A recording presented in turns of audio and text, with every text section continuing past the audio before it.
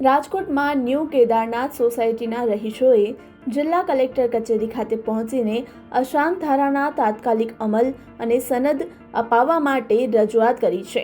સોસાયટીમાં અશાંત ધારા લાગુ કરવામાં આવ્યો હોવા છતાં પણ તેનો અમલ ન થતો હોવાથી સ્થાનિકોમાં ચિંતા પ્રવર્તી હતી। જો રાજકોટથી મિલન ત્રિવેદીનો રિપોર્ટ।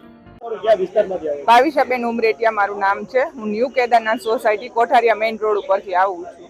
મારું એક જ અમારા વિસ્તારની દરેક બહેનો અને ભાઈઓની એક જ રજૂઆત છે કલેક્ટર સાહેબને શાંતિપૂર્ણ કે જે વસંતધારો લાગુ કરેલ છે તેને ચોક્કસપણે અમલ થાય। અમલ નથી થતો, લાગુ તો કરી દીધો છે પણ એનો અમલ નથી થતો। બધા લોકો નાની નાની કિંમતે મકાન વેચીને જતા રહે છે। બધાની એવી કેપેસિટી ન હોય કે બીજી જગ્યાએ મકાન લઈ શકે, તો વસંતધારાનો અમલ કરાવવામાં આવે અને અમારી પ્રોપર્ટીને સનદ મળે। આશરે 800 લોકો હશે। અશાંત ધારાનો અમલ નથી થયો, આ બાબતે કોઈ અગાઉ રજૂઆત કરી છે તમે? હા, એટલે મતલબ આ રજૂઆત કરેલી પણ એનું કઈ ચોક્કસપણે એનું આવેલું નહીં, એટલે પછી પાછી રજૂઆત કરવા આવ્યા છે કે ભાઈ સરસ રીતે અમલ થાય અને અમને બધાને શાંતિપૂર્ણ રહેવા મળે તે માટે। હા, કે થઈ જશે, અમલ કરવામાં આવશે।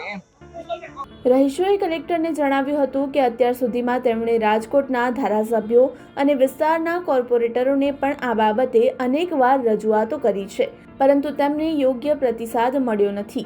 આ સ્થિતિમાં તાત્કાલિક ધોરણે અશાંત ધારાનો અમલ કરાવીને અને સનદ અપનાવીને સ્થાનિકોને સુરક્ષા અને સલામતીનો અહેસાસ કરવામાં આવે તેવી માંગણી સાથે શાંતિપૂર્ણ રીતે કરવામાં આવી હતી।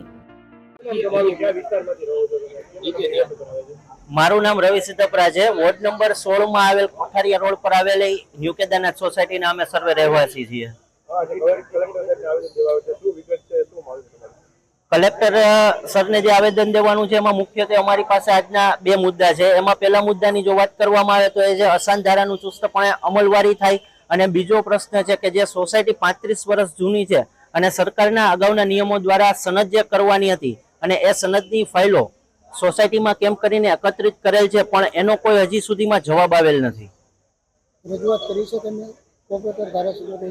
હા, કોર્પોરેટર શ્રીને અને ધારાસભ્ય શ્રીઓને પણ રજૂઆત કરેલી છે પણ ત્યાંથી પણ કોઈ નક્કર જવાબ આવતો નથી। એટલે આજે સોસાયટીના સર્વે રહીશો કલેક્ટર શ્રીને શાંતિપૂર્ણ આવેદનપત્ર આપવા માટે આવ્યા છીએ। અશાંત ધારો લાગુ છે છતાં પણ વિદ્યાર્થીઓને મકાન વેચવામાં આવે છે, તો તમને આ બાબતે કોઈ જાણ થઈ છે? મકાન વેચવાના જ્યારે મકાન માલિકો તમને જાણ કરે છે? ના, મકાન માલિક દ્વારા કઈ પણ પ્રકારની જાણ કરવામાં આવેલ નથી। હવે શું માંગ છે, કેવા પગલા લેવા આવે? પગલાની બાબતે જો વાત કરવામાં આવે તો સૌપ્રથમ જે કરાર થયેલા છે, વેચાણ કરાર થયેલા છે, એ વેચાણ કરાર રદ કરવામાં આવે। અમારી તાત્કાલિક માંગણી એ છે અને ભવિષ્યની અંદર આવા કોઈ વેચાણ કરાર ના થાય અને કોઈ વિધર્મીને મકાન ના વેચે એ માટે થઈને ખાસ કલેક્ટર શ્રી દ્વારા પગલા લેવામાં આવે। અંદાજિત અમારી સોસાયટીની અંદર 250 થી 300 જેટલા પરિવારો છે એ રહે છે।